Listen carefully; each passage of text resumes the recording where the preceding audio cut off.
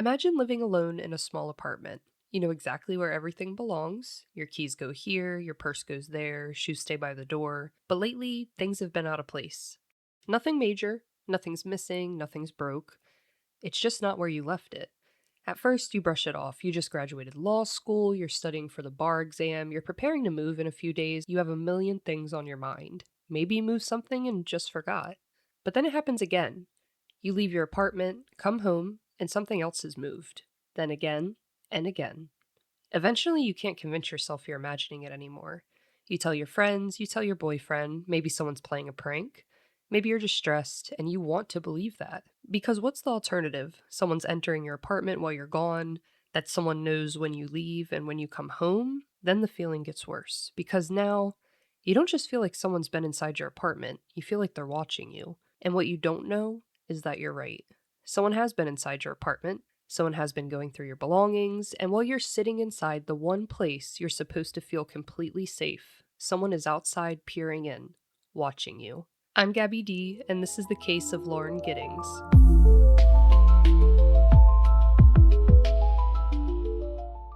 Lauren Teresa Giddings was born April 18th, 1984, and by every account, she was an incredible woman. She grew up in Maryland alongside her two sisters, Sarah and Caitlin, in a close-knit family that meant everything to her. Her parents, Bill and Karen, couldn't have been prouder of the woman she was becoming. From kindergarten through 8th grade, Lauren attended St. Mary's School before graduating from Atholton High School in Columbia, Maryland in 2002.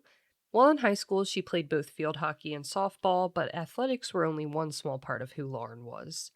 After graduating, she took a job with the National Center for Public Policy in Washington, D.C., but it wouldn't take long for her to realize where her heart really was: law. Lauren wanted to become an attorney, and more importantly, she wanted to help people who couldn't help themselves.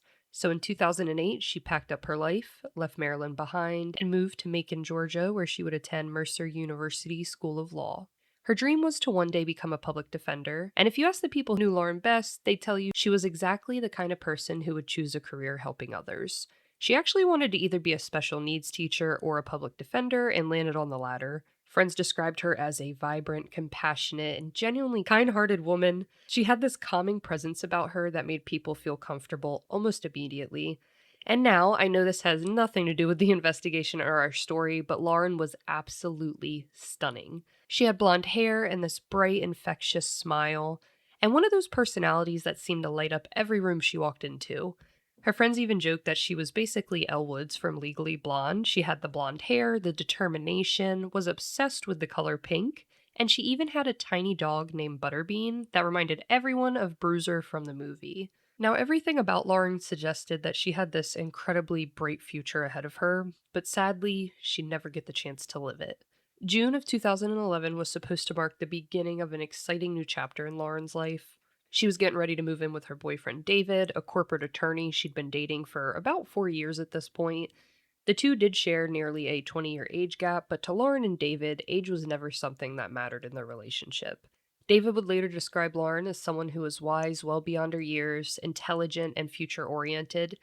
He actually was planning on proposing to her once she moved in with him, but would never get the chance to do so. Their relationship, like many others, hadn't always been perfect, especially after Lauren moved and the two had to become long distance, which is enough to strain any relationship. At one point, it became too much, and the two did decide to go their separate ways. During that time, Lauren briefly dated another law student named Joe, but after a while, she realized David was the person she truly wanted to spend her life with, so she ended things with Joe and rekindled her relationship with David.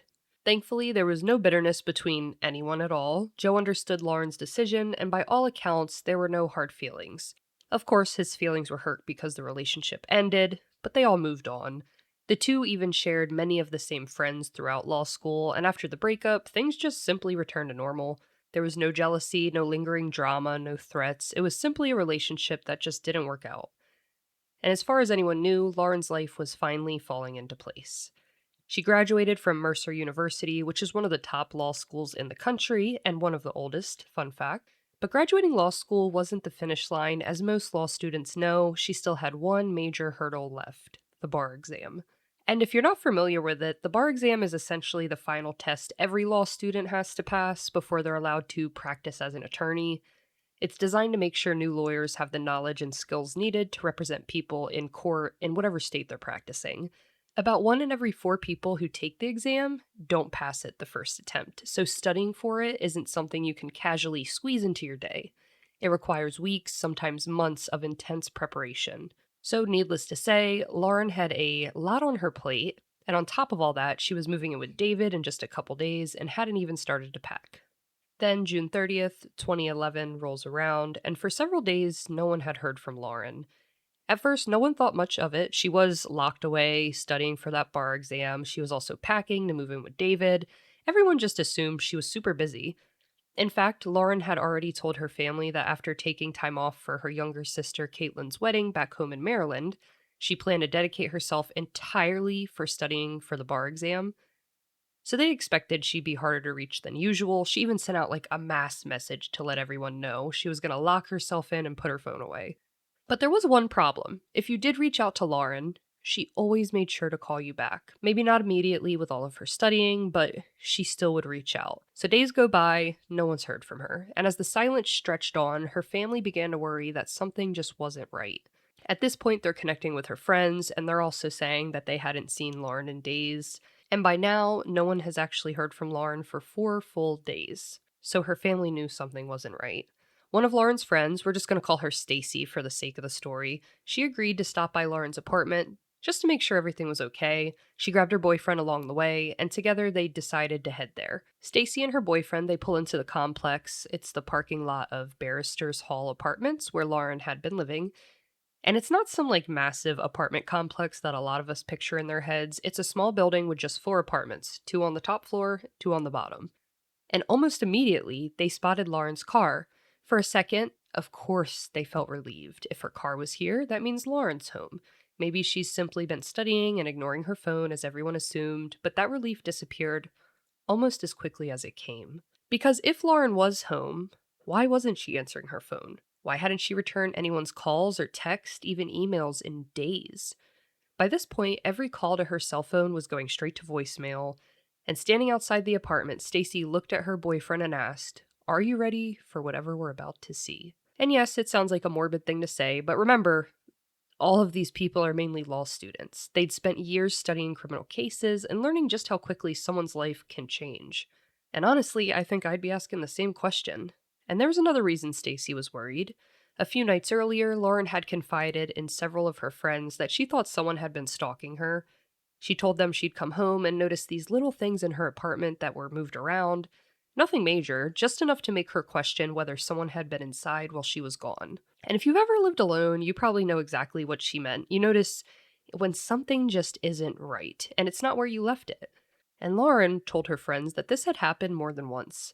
She even admitted for a while now she's been having this overwhelming feeling that someone had been watching her, and unfortunately, no one realized just how serious these comments were at the time.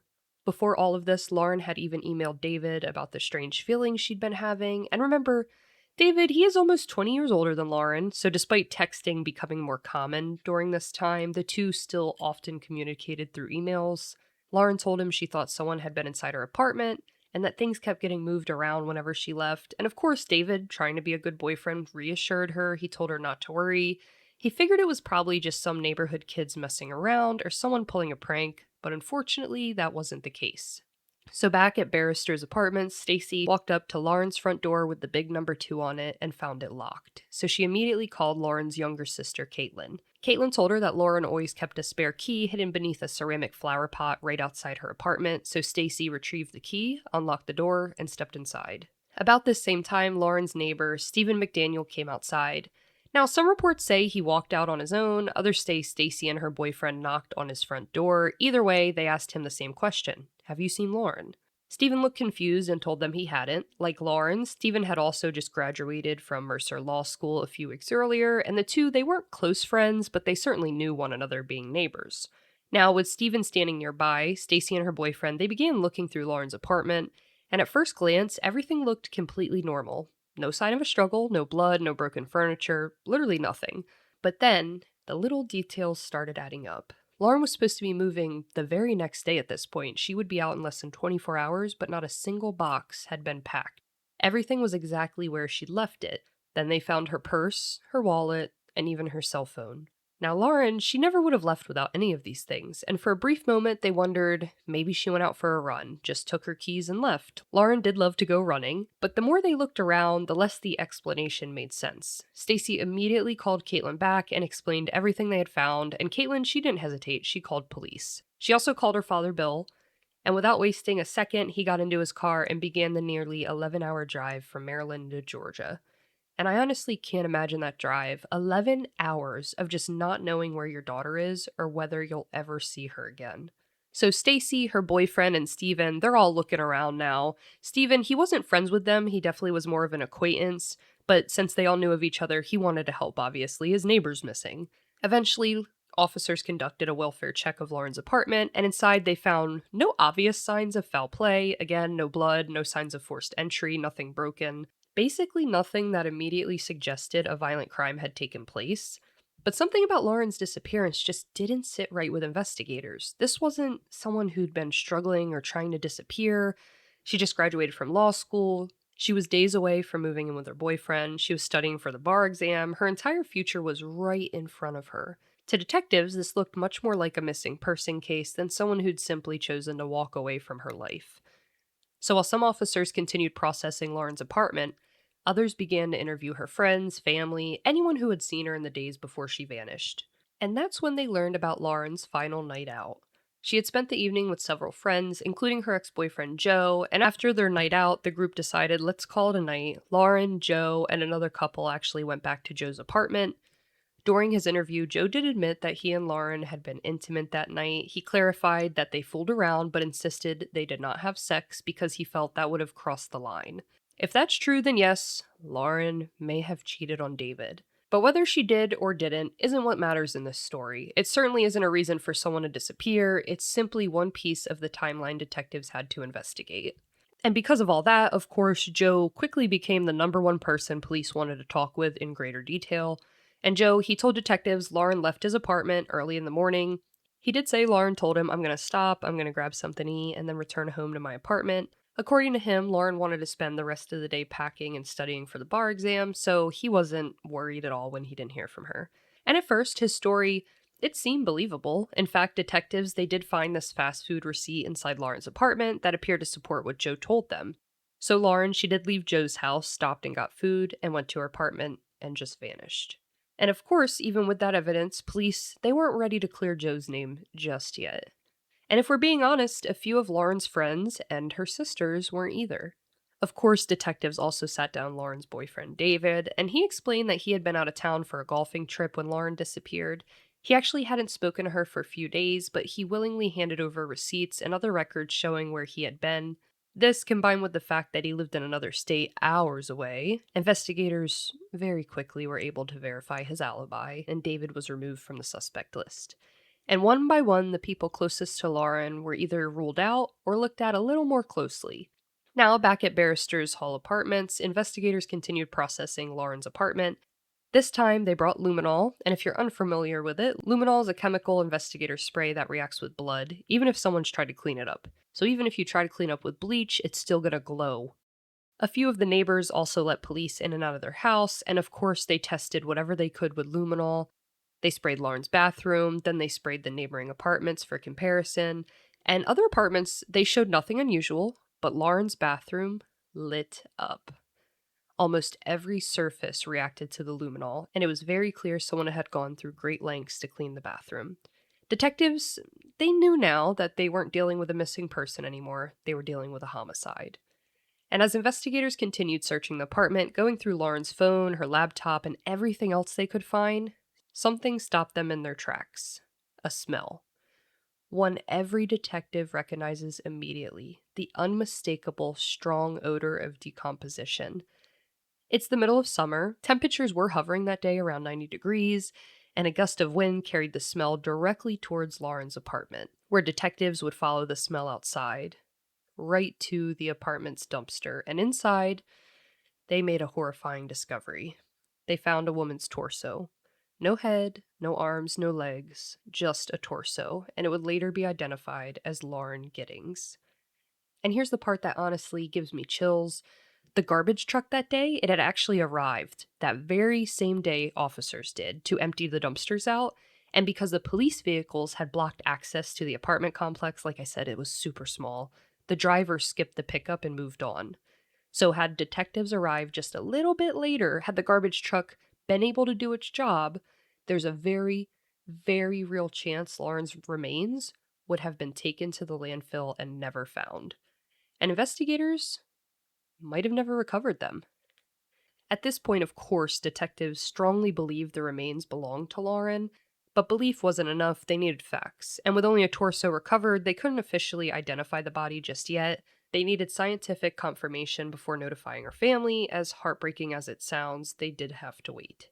They couldn't tell Bill, Karen, or Caitlin that Lauren had been found until they knew for certain. So while forensic teams worked to identify the remains, the search for Lauren officially continued.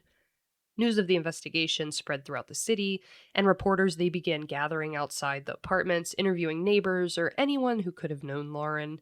One of those neighbors was a fellow Mercer Law graduate named Stephen McDaniel, if you remember him. He was the neighbor who told Stacy he hadn't seen Lauren, the one who lived like right next door to her. A local news station approached Stephen outside the apartment complex and asked if he'd been willing to talk with them, and he agreed. And for my audio listeners, I'm going to play that part of the interview now. And for those of you watching on YouTube, I'll put the video on screen.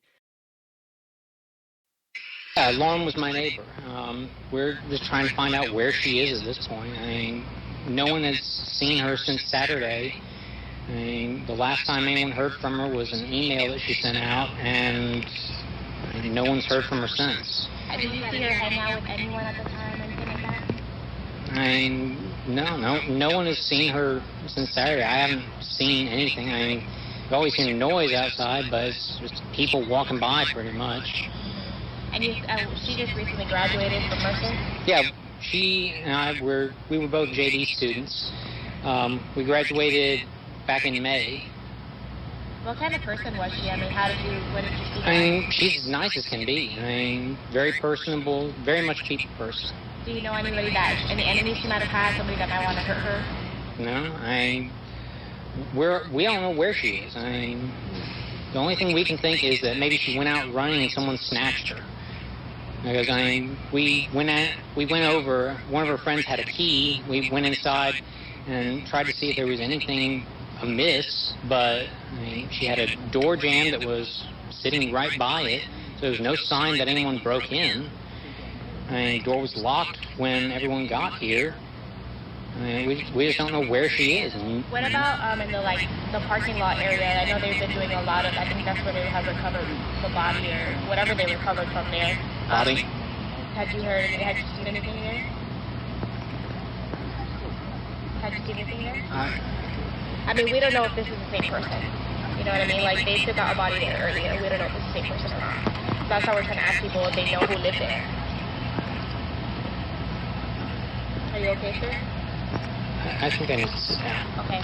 So just in case the audio is a little difficult for you to hear, I'm just going to pinpoint some key points from the interview. Stephen would state that we don't know where she is. The only thing we can think of is maybe she went out running and somebody snatched her. He goes on to explain Lauren's personality and how she is, and the reporter, she asks him what he thinks about the body they'd found earlier that day. And real quick, Stephen says, body?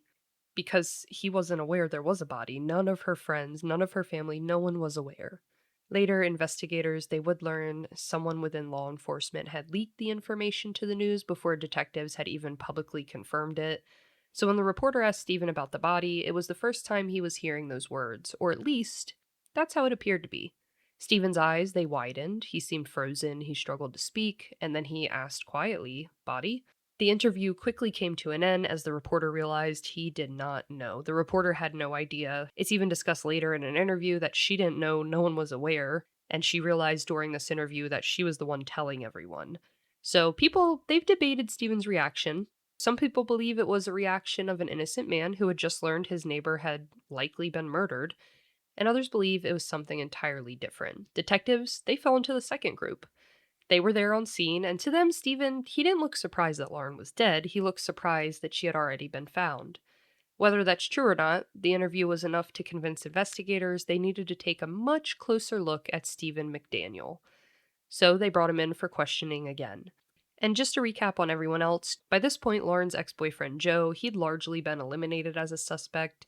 And looking back, Lauren's sister and several of her friends, they admit they initially did wonder if he could have been involved. After all, he was literally the last person known to seen Lauren alive. But as detectives continued verifying his timeline, his story held up. So their attention had to shift elsewhere. And right now, it was shifting towards Stephen McDaniel. And this interview, it was nothing like the first. The outgoing neighbor who had willingly spoken to the news was gone. In his place sat a man who barely said a word. For my audio listeners, I'll make sure to include this in the show notes because it's absolutely worth watching. And for you guys on YouTube, I'll put it up on the screen now. So someone actually took Stephen's entire interrogation and sped it up so fast it condensed it into 1 full minute. And it's one of the strangest interrogation videos I have ever seen. The detectives, they're constantly moving, getting up, sitting back in their seat, walking around, changing seats, leaving the room, coming back. But Stephen almost never moves. He might adjust himself once or twice, just like shifting his shoulders, sitting up straight. He might scratch his face. But for nearly 12 hours, he sits almost perfectly still. Honestly, it's unsettling to watch. During the interview, detectives, they asked Stephen if they could search his apartment. They'd actually made the same request to everyone living in the building, like I stated earlier. Every neighbor except Stephen agreed. He actually told detectives it was simply the lawyer in him that wanted to protect his privacy, so he said no. But now, after hours of questioning, he finally changed his mind, and detectives walked into Stephen McDaniel's apartment with him alongside them. As detectives searched his apartment, most of what they found looked fairly ordinary: books, furniture, everyday household items. But then they opened his nightstand, and inside was a box of condoms. Now, normally, a guy in his 20s having condoms, it's nothing anyone would bat an eyelash at, right? It's not exactly breaking news. But Stephen had just spent hours telling detectives something very different. He actually told them, for whatever reason, that he was still a virgin. He was saving himself for marriage, to be exact. So detectives, they naturally asked him about the condoms, and Stephen's answer caught them completely off guard. He casually said something along the lines of, "Oh, those? I found them when I broke into my neighbor's apartments." Just giving you a minute to let that sink in. Because just like that, while being questioned about one crime, Stephen admitted to committing others. Now, detectives, they had a whole set of questions. Breaking into your neighbor's apartment is one thing, but how exactly was he getting inside of them? While the interview continued, another team of investigators was searching the apartment complex itself. They eventually made their way to the maintenance storage closet, and inside they discovered a saw. And on it were these very tiny specks of blood. And of course, the blood was tested, and it came back to be Lauren Giddings. Detectives immediately interviewed the building's maintenance worker. He insisted he didn't even know a saw was stored in that closet. Eventually, investigators had to let him go. They found absolutely nothing linking him to Lauren's murder. So their attention shifted quickly back to Stephen. They wanted to know how he was getting into other people's apartments and if he could get into that storage closet the same way. And as they continued to search his apartment, they found a set of keys. To most people, they looked ordinary, it's just a set of keys, but to investigators, they were anything but. They tested each one. 2 of them fit Lauren's apartment. One was a copy of Lauren's actual apartment key, and the other was a master key capable of opening every apartment's front door in that building. So he had full access to everyone's apartment, including that storage closet. Suddenly, everything Lauren had told her friends made perfect sense. That feeling that someone had been inside her apartment, belongings kept getting moved around, the constant feeling she's being watched was not Lauren's imagination. Someone really had been inside her home, and detectives now knew exactly how he'd been getting in. But then, more evidence came back, and it was even more damning. As detectives continued searching Stephen's apartment, they uncovered even more evidence tying him to Lauren. Inside, they actually found a pair of women's underwear. DNA testing later confirmed the underwear belonged to Lauren as well. Investigators also noticed several scratches Stephen had on the inner part of his hips, again, putting pictures up now for YouTube listeners. And when he was asked about them, Stephen claimed they were spider bites. Anyone who's going to see the picture on Patreon or my YouTube listeners, you can decide for yourself, but these are clearly not spider bites. These are scratch marks. And to me, they don't look anything like spider bites. Then detectives began digging through Stephen's laptop, and what they found painted a disturbing picture. His digital obsession with Lauren was extensive. You hear the stories here on our show, but there are some things we just can't show you on the main feed. That's where the Inner Circle comes in. The Inner Circle is our private Patreon community with 3 different tiers depending on how deep you want to go. Members can get access to real crime scene photos and case material that I don't release anywhere else, plus up to 2 bonus episodes every single month depending on what tier you choose. All tiers automatically get early access to new episodes before everyone else and listen completely ad-free, so there's no interruptions, just the case from beginning to end.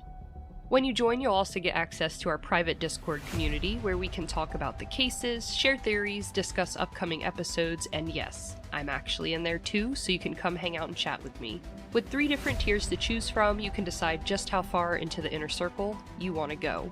The podcast tells the stories, but Patreon takes you even deeper inside the cases. Join our Patreon with the link in our show notes because some things are better kept inside the circle. Now, let's get back to our episode. Investigators recovered one of Lauren's thumb drives containing hundreds of her personal photos. It was just a thumb drive where she uploaded everything to save for herself, and Stephen stole that and they found it in his house. They also discovered photographs and videos of Lauren that had been taken without her knowledge. One video in particular, it's incredibly unsettling. Again, I'm going to post it in the show notes for YouTube. If I can get the video downloaded, I'll post it right now as well. Basically, Stephen, he attached a camera to the end of a wooden stick, and he used it to record Lauren through her kitchen window. Again, she was on the top floor. It's very eerie. It's very eerie. The blinds are closed, but not completely. They're down. They're just not fully twisted shut. So it's just enough for him to peer inside with the camera. You can't actually see Lauren in the footage, but knowing someone was secretly filming into her apartment, it's disturbing enough on its own. Detectives also learned Stephen would frequently view Lauren's Facebook and LinkedIn profiles. His obsession had extended far beyond simply watching her from across the hallway. Investigators found even more evidence. They found that Stephen, he viewed very violent pornography, and at the same time he was viewing this porn, he would have images of Lauren open all over his computer. He'd have her Facebook account pulled up besides the violent images. And by this point, investigators, they believed they weren't dealing with an awkward law student. They were dealing with someone who had spent years violating other people's privacy, breaking into homes, secretly watching women, and whose digital evidence pointed towards an increasingly dangerous pattern of criminal behavior. Everything they had uncovered was pointing in one direction. Stephen McDaniel wasn't just a witness anymore. He was their prime suspect. So of course they kept digging, and the evidence against Stephen, it only continued to grow. Security footage from a nearby Walmart actually showed Stephen purchasing the very hacksaw investigators later recovered from the apartment complex's maintenance closet. So he's seen on this footage literally checking out with it. Now, back inside Stephen's apartment, detectives found a plastic packaging from that very hacksaw. So he, usually the hacksaw blade plastic is covering that. He took it off and just had it thrown about his apartment. Didn't even get rid of it. And this packaging, that's what led investigators to check Walmart's surveillance cameras. And at this point, we can only assume by him placing it in the maintenance closet, it seemed as though Stephen was trying to point detectives towards the maintenance worker by leaving the saw in there. But instead, he left a trail that led right back to himself because he's a dumbass. So detectives uncovered his activity online. He spent a considerable amount of time posting on internet forums and blogs. Many of those posts were deeply disturbing. He frequently wrote about his hatred for women, his resentment towards women, his fantasies about hurting them, and those writings would later become an important part of the prosecution's case. Detectives, they had enough evidence to keep Stephen behind bars. They actually held him on those burglary charges after he admitted breaking into the neighbors' apartments like a dumbass and stealing from them. But now the forensic evidence was just piling up. And thank God they already had this man in custody. So detectives, they knew it was time, and on August 2nd, 2011, Stephen McDaniel was formally charged with the murder of Lauren. He was also charged with multiple other crimes, including charges related to CP, child sexual abuse material investigators would find on his computer, and there was a lot of it. Now, this was something that I don't hear talked about often, and I do believe it's because part of his plea agreement to secure his admission and him say This is what I did to Lauren, this is what happened, and tell the story. Part of that plea deal was if he does that, they drop the child charges. I've listened to a lot of podcasts and watched a lot of documentaries on this case, and surprisingly, many barely mention the evidence at all or just touch on it lightly, but I think it's important. It paints an even clearer, more disgusting picture of who Stephen McDaniel really is. And low-key, maybe I hope some people in prison with him hear this story. During the trial, Lauren's family and friends honored her by wearing pink ribbons and bracelets bearing her full name, Lauren Teresa Giddings. In the end, Stephen McDaniel was convicted of Lauren's murder and sentenced to life in prison without the possibility of parole. Even then, he refused to accept responsibility, even after admitting what he did and telling the whole story behind it, the story in which he breaks in with a mask. He stares at her, hovering over her while she's sleeping in bed. And as he walks over to her, a creak wakes her. She sits up, she tells him to get the fuck out of her house. A struggle ensues. In the struggle, she rips off his mask, and she tells him, "Stephen, please stop." Lauren was strangled to death and then dismembered in her own bathtub. And even after admitting all this, Stephen decides he's gonna not accept responsibility. Like so many convicted killers before him, Stephen filed multiple appeals. At one point, he decided to pull a Ted Bundy and represent himself in court. None of those appeals changed the outcome, of course. Stephen McDaniel will spend the rest of his life behind bars. He did file numerous appeals, as I stated. One that I found the most hilarious was he claimed he'd received ineffective assistance of counsel. And honestly, considering his attorney was able to get some various serious charges, including, child porn, child abuse, dropped as part of his plea deal, I think that's a pretty wild argument to make. He also claimed the state had stolen materials he needed to prepare his defense, but despite all of these claims, every appeal he has filed has been denied, at least by the time of this recording. And one more thing I have to tell you guys, this honestly blew my mind. At one point, there was a fundraiser online through GoFundMe, and it was called Justice for Stephen McDaniel. From what I could find, it appears an older man and his family, I don't know if it's his father or his grandfather, created the account for him on GoFundMe. I can't be certain, of course, but somehow it raised a little bit of money before it was eventually taken down. GoFundMe took it down, but he raised money. People put money into this, and I will never understand that. No matter how overwhelming the amount of evidence can be in a case, there's always going to be a group of people convinced someone like this is innocent, and that blows my mind. As of today, Stephen McDaniel remains incarcerated at Hancock State Prison in Hancock County, Georgia, where he's serving a sentence of life without the possibility of parole. Before we wrap up this case, there's one more part of Lauren's story that I want to talk about. When Lauren's funeral happened, honestly, it was one of the hardest parts about researching this case. There is a photograph in particular that it's going to always stick with me. It's two pallbearers, one in the front, one in the back, and they're carrying this small wooden chest. It's like a quarter of a coffin, if that. Now, it's not because Lauren, she was a child or anything like that, but it was because investigators never found the remaining parts of her body. They could never find her head, her arms, or her legs. Only her torso was ever found. And seeing that super tiny casket containing her torso, just knowing what it represents, it just breaks your heart, honestly. Thankfully, Lauren's story, it didn't end there. Her family and friends have worked tirelessly to honor her memory. They've created charitable funds to support local families, high school seniors, children battling serious illnesses, brain tumor research, organ donation awareness. They've done so much. They do walks for her, runs.